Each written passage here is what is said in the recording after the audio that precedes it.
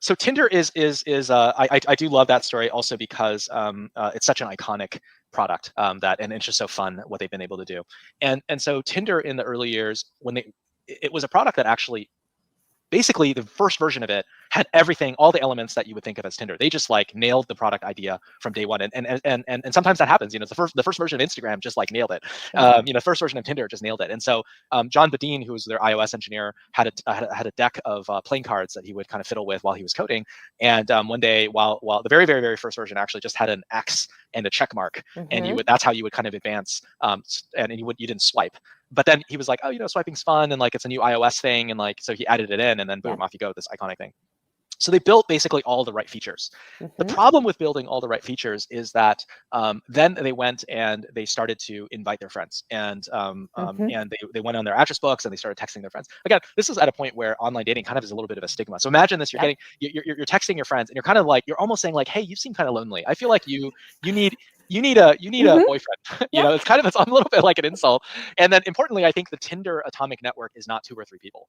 It's also not thousands of people, but like it's probably hundreds of people, because you can actually swipe through. If you think about how many swipes you can do each day, you can actually swipe like a couple dozen people a day pretty fast, pretty easily. And so as a result, you actually need hundreds of profiles in order to make it interesting. And so that was the problem. That was their cold start problem, was how do they get enough people in it at once? And it just turns out, even though they had all the right features, that even when they told their friends about it, it was not working. And I think that is such an important thing, just to stop there for 1 second, which is that sometimes you actually have all the right features, you just don't have the right network. Exactly.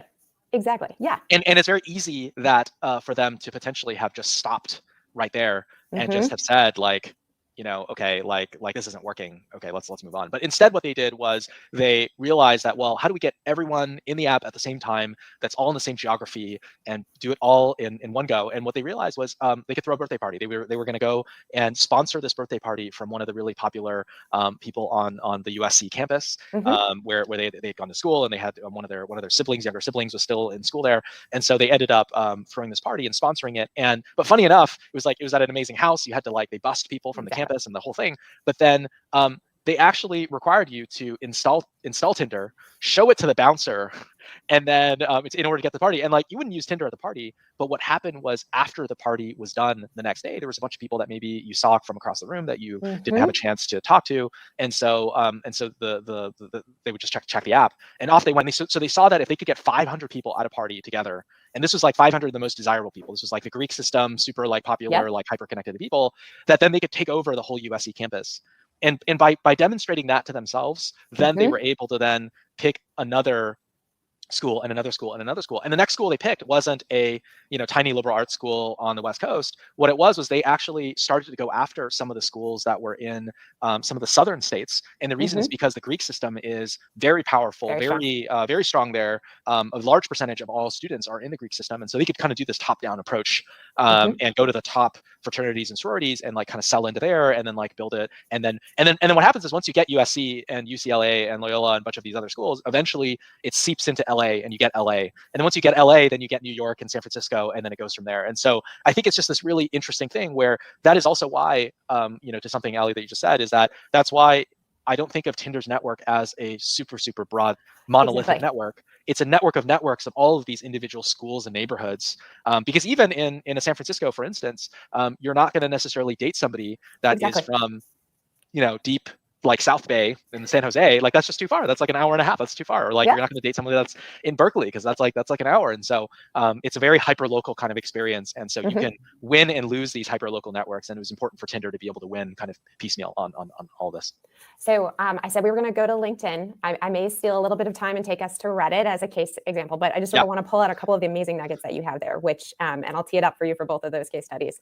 So they sat down and they looked, and they had a killer product. They just needed that amazing high quality atomic network. And they sat down and they did the work to sort of figure out how to do it. They manually did it, right? Teeing you up for Reddit there, right? They manually did it, and then they found ways to operationalize it. To your point about the zeros earlier, I love this concept, right? If they had gone to a network and somebody wasn't in the Nordics, oh my goodness, they would not have the best of experiences. And then the curation element from the LinkedIn aspect. So I'm teeing you up for a few more of them, but there's just so many good concepts in the book with these case studies. So yeah. Yeah, well, I'll start with kind of this idea. So Paul Graham has a very, one of the co-founders Yep. of Y Combinator has an amazing essay from years back, still very relevant, called "Do Things That Don't Scale." So that title is very compelling, but then he actually has one line that I just want to read out, which is the most common unscalable thing founders have to do at the start is to recruit users manually. Nearly Exactly. nearly all startups have to. You can't wait for users to come to you. You have to go out and get them. Yep. And I think that's a really tough thing for a lot of founders, because it ends up feeling like, well, they're very product driven, they're engineers, they're maybe a little bit introverted. That's why they're in tech in the first place. And then all of a sudden you have to you have to like throw parties and like get people like literally manually to like come. I mean, it just seems like it's just like not a very fun thing. But I think what you see in all of these stories and examples is that at the very beginning, to get your first 100 users or customers, it tends to be very manual. Exactly. And you're trying to kind of put in the startup team, the founding team is trying to put in that energy at the beginning to even get that to go. And so very, very quickly on LinkedIn, and I'll spend a little bit more time on Reddit, but Yep. very quickly on LinkedIn, when I interviewed Reid Hoffman for the cold start problem, one of the things he broke down is like, look, there's a professional hierarchy. At the very top of the hierarchy, you have folks like Bill Gates that everybody wants to meet, everyone would spend time with, and so someone like that is not necessarily that interested in a service that lets you network with other people. That's not really like a thing. On the other side, there's a bunch of folks that are not as professionally successful, and where they're just breaking in, and they don't have as much value to add into like kind of these entrenched communities, and like people need reinforcement, or they need intros in order to get a hold of them. Neither sets of those users are going to make for an amazing initial community for a product like LinkedIn. And so what Reid and the team did was they really identified this set of the folks that had seen some success. He gave one example at the time, which was like Mark Pincus, who was at the time starting Zynga, and wasn't like done with his career, but he was still kind of in the scene, still wanted to meet people, still needed to recruit people. And folks like that who are still in the grind. And he was like, well, let's build LinkedIn using that base of users and like get them going. And then after we get them going, it'll attract everybody else. Because once you get enough of those people, then some of the top folks will be very interested just to meet them. And then some of the people who are breaking in will aspirationally want to speak with and connect with some of the folks in the middle. And they literally manually just told everyone in the company, let's all just send links. Like, let's just go through our address books one by one and just tell our friends that they should be on this platform. And it was invite only for the first week, and then they opened it up and they went from there. Reddit is sort of like a really fun example, because in the Reddit case, it was original Reddit. There was no subreddits. It was just one homepage. And Steve Huffman and Alexis Ohanian, what they did was they just said, well, if we don't post content to the homepage, no one's going to view it. So their hard side of the network was the content creators that put in, and these days it's the moderators and the community people and everything. And what they realized was, well, we need to actually get content up there. Otherwise, there's going to be nothing to do. On the flip side, the problem was if you just saw a million links all from Steve, or a million links all from Alexis, that's not good either. And so what they did was they did something, now it's kind of like a funny, joke within the thing, which is they basically just wrote these scripts and they would just make all these fake users, and the fake users would just go and just put content on the screen and fill up the homepage. And the funny thing was, first, on the days that they didn't run the script, the homepage would be empty, and they would like freak out. And so sometimes they go on vacation and they check the homepage and be like, "Oh my God, Reddit has nothing on it!"